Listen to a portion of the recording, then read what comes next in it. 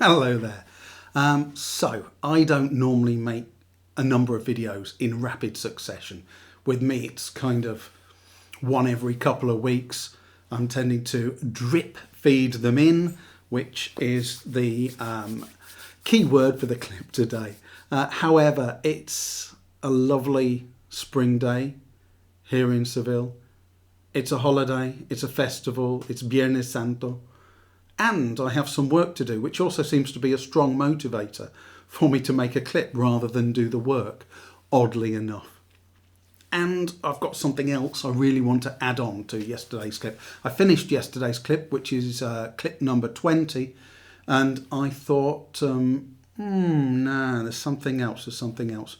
And I thought it's worthy of a clip in itself. So, yesterday I was talking about getting teenagers to speak in pairs, and I was recommending that rather than give them a few questions or questions from the book, we provide them with a longer set of questions that are slightly simpler, but that will allow them to run out of things to say, forget what they were saying, lose interest in a question, hit a linguistic obstacle or barrier, but still be able to move on to the next question and keep the conversation going with their partner.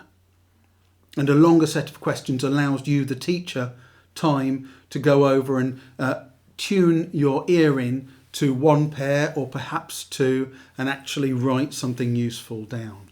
That's what I was recommending. And also to reiterate, I recommend that you write the questions yourself.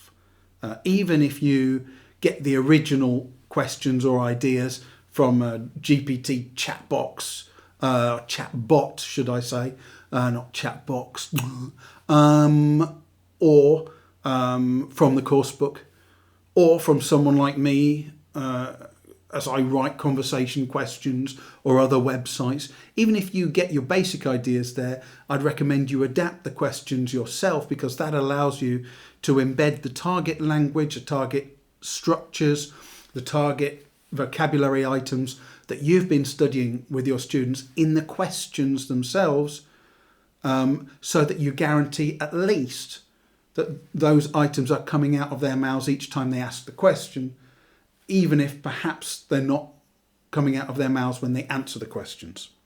So that was my recommendation there. That was clip 20. But my recommendation here is to do with the length of the questions. I was talking about longer sets of questions. However, if we give our teenage students a list of 30 questions, they will look at those questions and feel overwhelmed. And what they'll start to do is to give minimal answers and even maybe miss out questions in order to get to the end as quickly as possible, because they think that's the objective. We've been given a task, we've got to finish it, we've got to get to the end. So what I recommend is, I think the optimal sort of, the optimum length is a set of 10 questions. So even if you have a handout, and I apologise, this is rough as dogs, no offence to dogs in themselves, but if you've given your learners a list of maybe 30 questions, here are 20 questions, here are some more. What you can do is, on your computer printed sheet, you can even put in a line and then ask them explicitly before they start, fold the piece of paper over. Only use questions 1 to 10. Do not ask question 11 or 12 or 13. Just use the first set. And that will allow you on the first pairing, that'll keep them all together. Rather than students going ahead, whizzing ahead, because once they've whizzed ahead and they've gone lower down the list, it's very difficult to get them to go back and to rework those questions and develop their answers more fully. So, and then you repair them, 1, 2, 1, 2, 1, 2, 1, 2, 1, 2, 3, and then you can all move on to the next set of questions. If you're projecting onto a screen behind, or using a digital screen, then it's easy. You just display the first set of questions, however many you want them to use.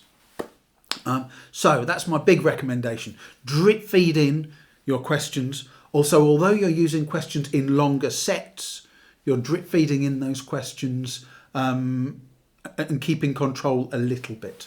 Okay, the second thing, what I'm going to do, I'm going to try to use a new function, or a function that's new at least for me on YouTube, which is the premiere. Now, I know that it's a holiday and most people hopefully are out or with their families or friends. However, if you find yourself in a transitional state between things today, I think setting it as a premiere, if I'm right, allows people to actually pop on and have a little chat as it's going on live. And since I'm at home, I will be able to see those comments and those chats and respond. If you're picking this up later, then you see the reason I'm asking and inviting people to do this is I've got a few more things to say about the dynamics of pair work, conversation questions, getting teens to talk in class. So even though I know what I'm going to be talking about or what I want to talk about in the next few clips, I thought there might be things, issues, questions, or simply comments that people want to add or put to me so that I can deal with those as well. So I thought, why not? This would be a good time. So that's my thinking there. So I invite your comments, whether it's before the clip goes out or after the clip has gone out. I shall use all those as food for thought as I make the next clips on conversation and speaking. So thanks for being with us again, and strength and energy with your teaching.